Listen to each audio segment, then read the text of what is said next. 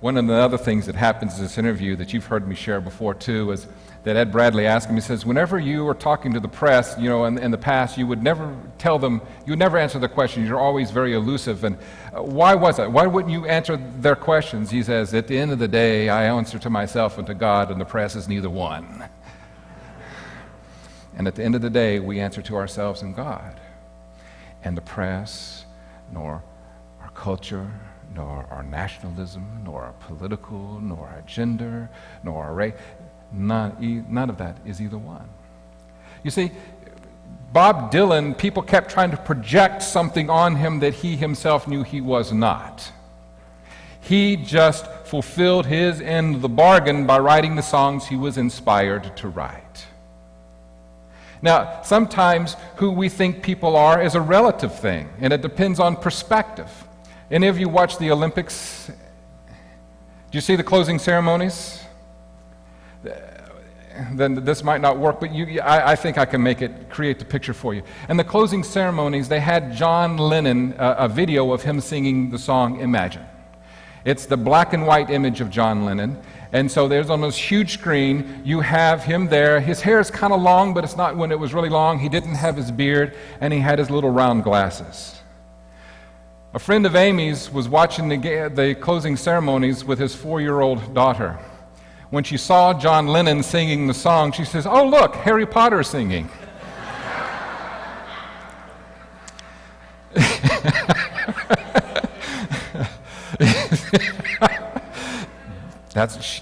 That's where she was coming from. John Lennon's not Harry Potter. Nor will he ever be. No one will ever be Harry Potter because Harry Potter is not real. But you see, that is her image. That is her perspective of things. And she was able to project that onto him. And this is something that we have a tendency to do as human beings, is rather than see a person for who they are, we want to project our image upon them. One of the biggest problems we often have in our most intimate relationships is when someone is not being the person what we want them to be. And so we feel that we must change them. What I love about my wife is she loves me for who I am. Whether you think it's good or not, doesn't matter to me because she thinks that I'm wonderful. I think the same thing about her. She said it this way one time. She says, "We're both perfectly imperfect and we seem to be okay with that."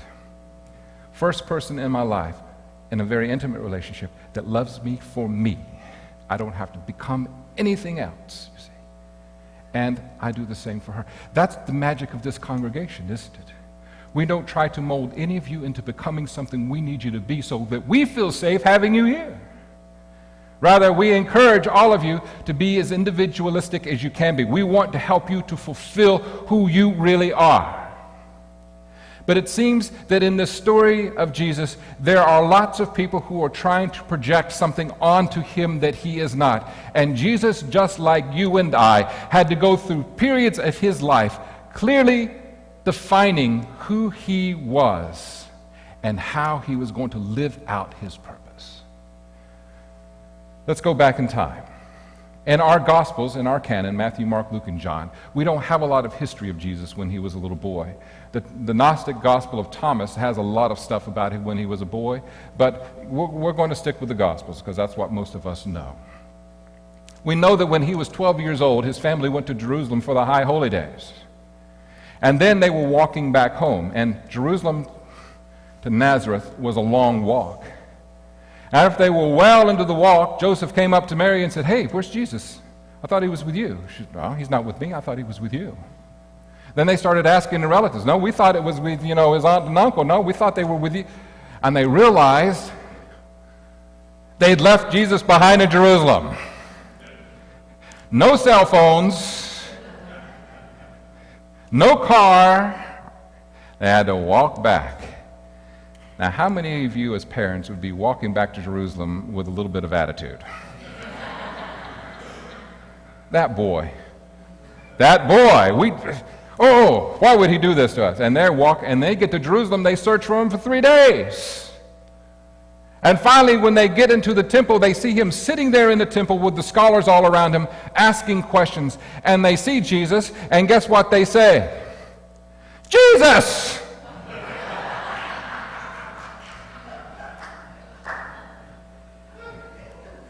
What are you doing? Don't you know that we've been looking for you for 3 days?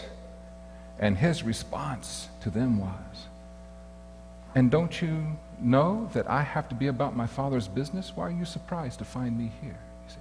So we know that at age 12, when a Jewish boy is making that transition from boy to a man with the bar mitzvah, that already he has this intellect, this genius, this deep understanding and knowledge and this curiosity about his faith, about God, about the scriptures and about his traditions, you see. And the scholar said, never have we ever seen a boy this age who has this kind of understanding and who can ask these kinds of questions, you see. So that gives us a hint that maybe there's something really special about this Jesus. Then we have another story. Right before Jesus starts his ministry, it's his wilderness experience, right?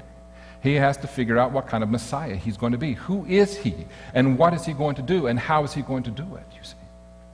Is he going to turn the stones into bread? Is he going to jump off the pinnacle of the temple, which is about 150 feet from the ground, and do an amazing feat where he just flies and glides down and touches without being hurt, or bruised, or broken? Is he going to see all the kingdoms of the world, gather an army, and rule the world? Now, I don't know about you, but I've never been tempted to do any of those things, because I don't have the power to do that. But evidently he did. It was tempting for him. Anybody here ever decide to try to rule the real world, not the virtual one, but the, right, you see, yeah, it's not like something that we sit around, I think I want to rule the world. Yeah, Or Dr.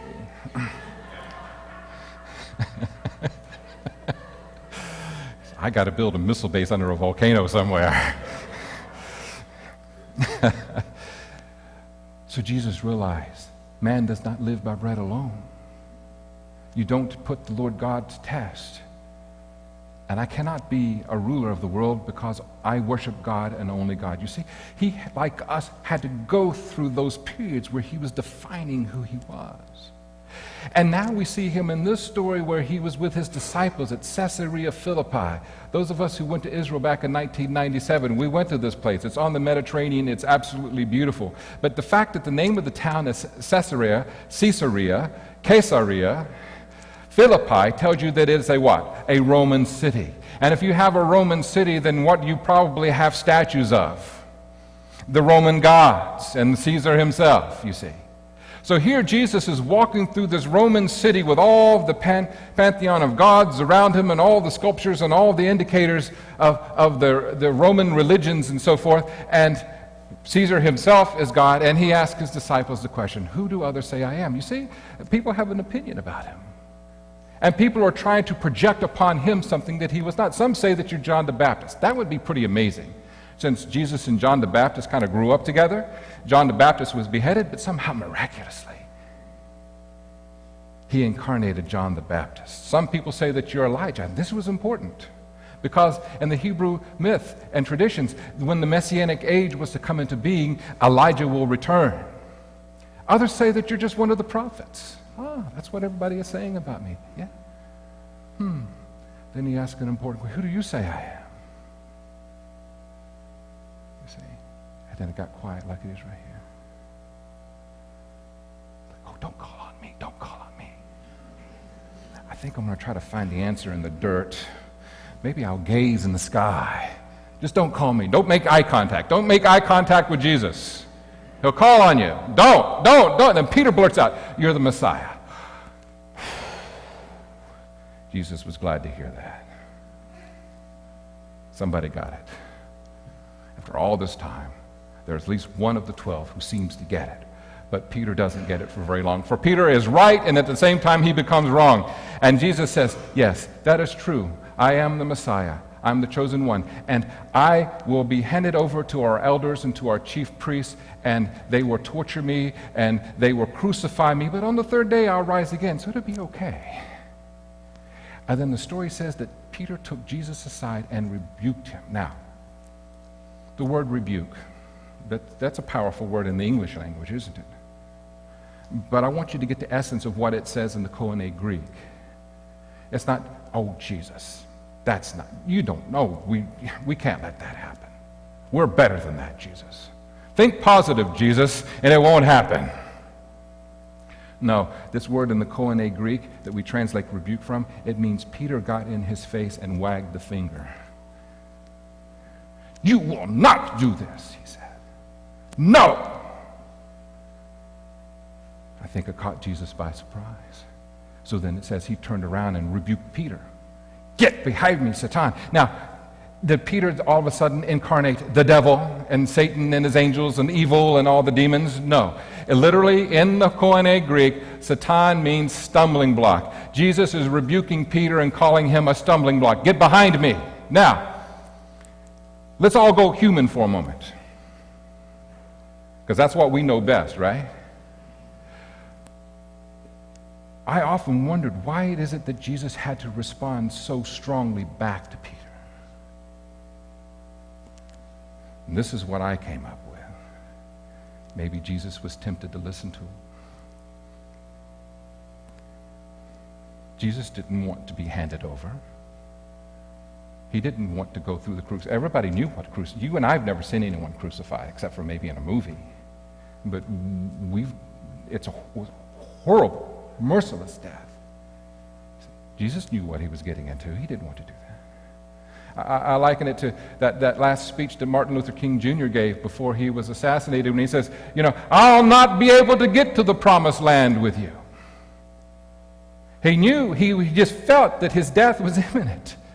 But I've got to imagine that Martin Luther King Jr. wanted to grow old with his wife and his children and see his grandchildren like any of the rest of us. But you see, he kept doing what he was doing because he knew he was called to something greater than human concerns. And this is what Jesus says to Peter. You're not focused upon the concerns of God, but merely on human concerns. Now, let's look at that a little more closely. What would be the concerns of God? Well, I'm not even going to try to pretend to know the answer to that. But this is what it means to me.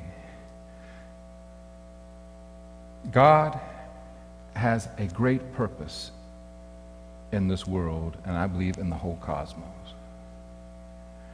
I also believe that God created each and every one of us in God's own image. And I believe that God created us to be a part of that huge, big overall plan. But God also gave us a choice to focus merely on human concerns or to also focus on the greater picture. So what are the human concerns?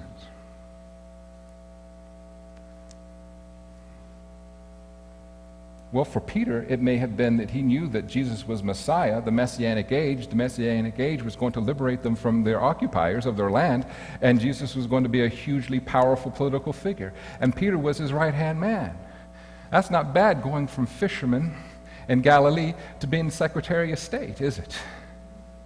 So maybe a part of his human concerns was the movement, the Messianic age, and his part in it. And we know that this is true because Jesus overhears his disciples debating with one another at one point who's going to be at Jesus' right hand, which is a position of power. So we know that that was in it. But let me ask you this. Let's sympathize with Peter for a moment.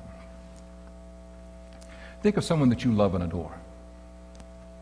And what if that person were to tell you, I am about to embark on something that I know is going to kill me. In fact, I'm going to suffer terribly. But regardless, I'm going to do it. How would you respond? Well, it's not kind of how I would do it, but yeah, if that's what you feel you need to do, okay. We support you. We'll put a yellow ribbon around the tree for you. Seriously, what would you do? You would do everything you could to talk them out of it because you do not want to see someone you love suffer. Am I right? Am I right? Do we have a congregation full of heartless people this morning? No, you would do whatever it takes.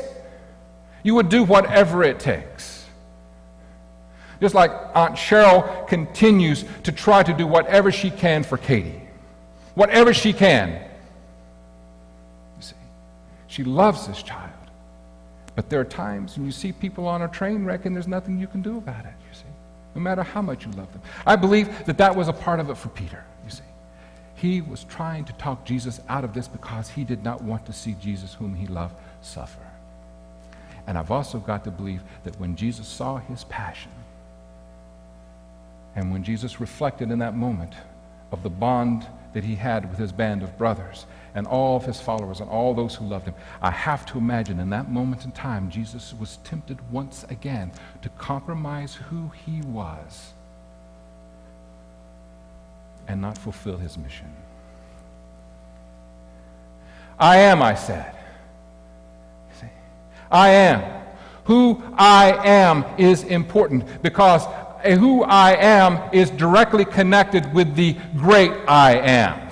You're following me? You remember the story in Exodus? Moses comes to the burning bush. God says, go liberate my people. Moses talks with them for about 4 hours trying to talk God out of it. Finally, Moses starts to agree, but he says, well, tell me who sends me. And God says to him, tell them that what? I am sent you. The first word that we have for God, Yah in the Hebrew, and then when vowels were added, Yahweh. I am who I am, you see. So I've got to believe that who I am is directly connected to the great I am. Who Bob Dylan is and the contract that he made and the agreement that he made with the big chief commander of the universe was who he is, and he would not allow other people to define him, to project upon him. He stuck with his end of the bargain. Martin Luther King Jr. stuck to his end of the bargain. The question for you and me, are we sticking to our end of the bargain? Oh my goodness. Oh, this is important. Can you all stay a little longer? If you really need to leave, that's fine. Go. But this is Steve. That's okay. I know you're not getting any of this anyways. Steve just stood up like he was going to walk out, for those of you. There's a reason why Steve K sits on the back row. But just using Steve as an example. When he first came to our church, when we were in the old building, he was sitting in his office, he was leaning back in his chair. He had his Converse feet propped up on his desk, and he was eating his lunch out of a little tin Superman lunchbox. I walked by, I see this grown man with his Superman lunchbox, something that I hadn't had since like maybe 4th grade.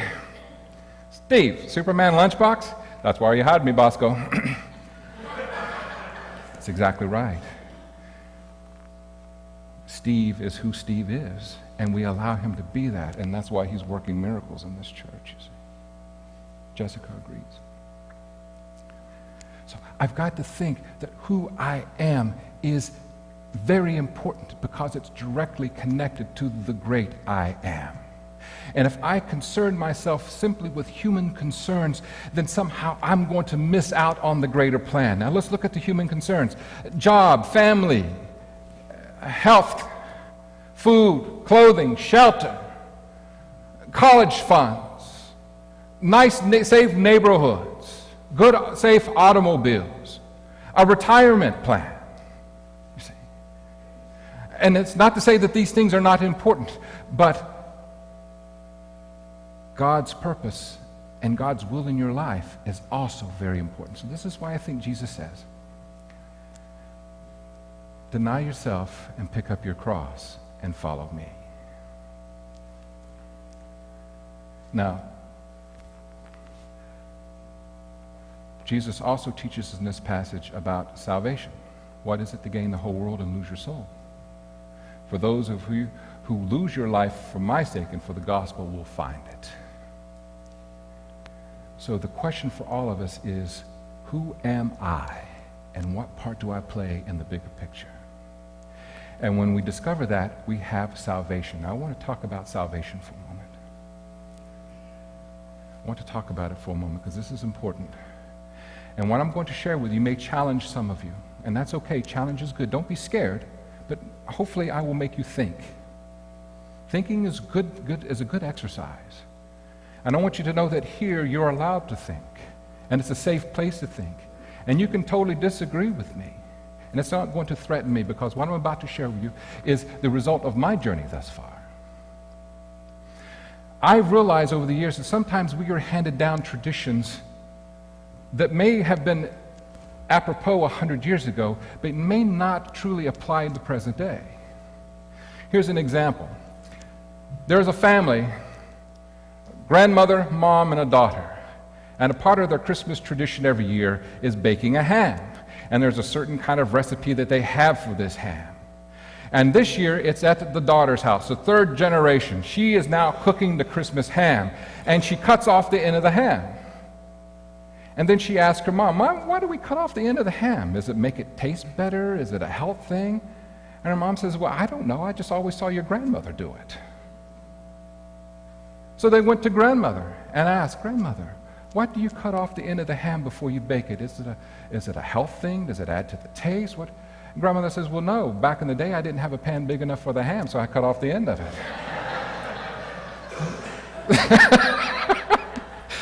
For 3 generations, we have a tradition where you cut off the end of the ham, and it wasn't necessary because they had pans big enough. But that's what I'm saying. When I was growing up, I inherited a tradition that said, if you follow a moral code of behavior, then you will make yourself worthy enough and good enough to get into heaven.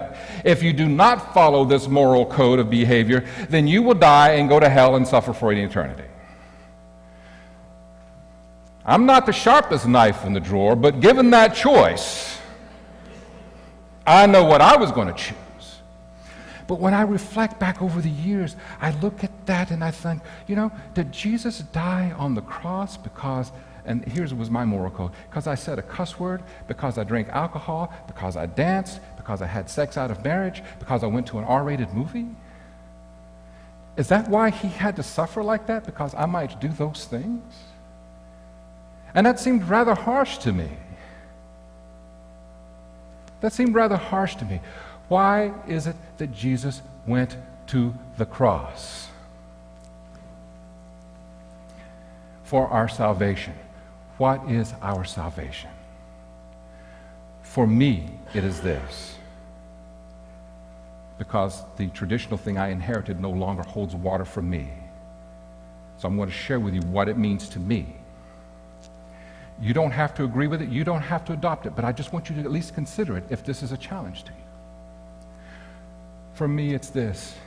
Jesus was willing to go to a cross and suffer terribly rather than compromise who God created him to be and what God created him to do. That's how important knowing who I am was to Jesus and his relationship to the great I am. My salvation is when I know who I am, and my spirit and the great spirit of I am are working together. And I am being and I am doing what the I am created me to be and to do. And that's when, no matter what is going on around me, I have sense of deep purpose and peace in my heart. And I struggled for many years trying to figure that out. I am at a place where I believe I am being and doing exactly what God created me to be and to do. And I want to inspire you to do the same, because when you are I am, when you are being what the great I am created you to be, that is your purpose. And you'll be tempted to compromise it. You have your family who will try to project on you what they need you to be. You have friends, culture, religion, gender, sexual orientation. You'll have all kinds of things trying to tempt you to become something other than what God created you to be. But when you discover for yourself who I really am, and you live that life without compromise, then you start creating a miracle. I asked Bible study last Tuesday night, give me a list of names of people who live their lives and without compromise. So let's do that real quickly. Who are some people in history? Musicians, politicians, servants, religious people, artistic people. It doesn't matter. Just throw some names out. Gandhi. Who else? Martin Luther King Jr. or the original one? Both. Okay. Who else? Pardon? Mother Teresa. Harvey Milk. Who else? Winston Churchill. Theodore Roosevelt. Who? John Lennon. Who else? Mandela. I'm thinking also Vincent van Gogh. Never sold a painting in his career, but now he's considered one of the great masters of painting of all time. Would not Daddy wanted to make him a banker. And he refused to be a banker. He wanted to be an artist, and he was a starving one. What is something that all these people have in common as far as the world is concerned? Because they did not compromise who they were and fulfilled their purpose, they made the world what? A better place. They brought about change among all the rest of us. That's why we know their names. You see, that is where your power is. Your power is not in your checking account. Your power is not in your retirement. Your power is not in having much education. Your power is not your prestige and your station in life. Your power is not what position you hold in your job. Your power is knowing who you are and being who you are. And in my belief, that is your salvation too, because when you are able to say, this is who I am, you are in consistent contact and relationship with the great I am. And whenever you are living out who you really are, then not only does it bring salvation to you, but then we become a part of God's salvation plan in the world around us. This is what I believe. This is who I am. And I will not compromise. Who are you? What do you really believe in? Are you living your purpose? Are you able to say, this is who I am, and I am in relationship with the great I am?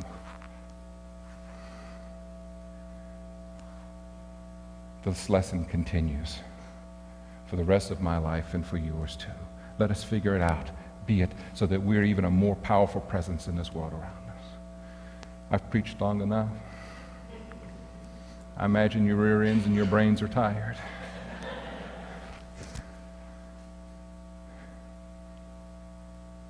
Let us pray.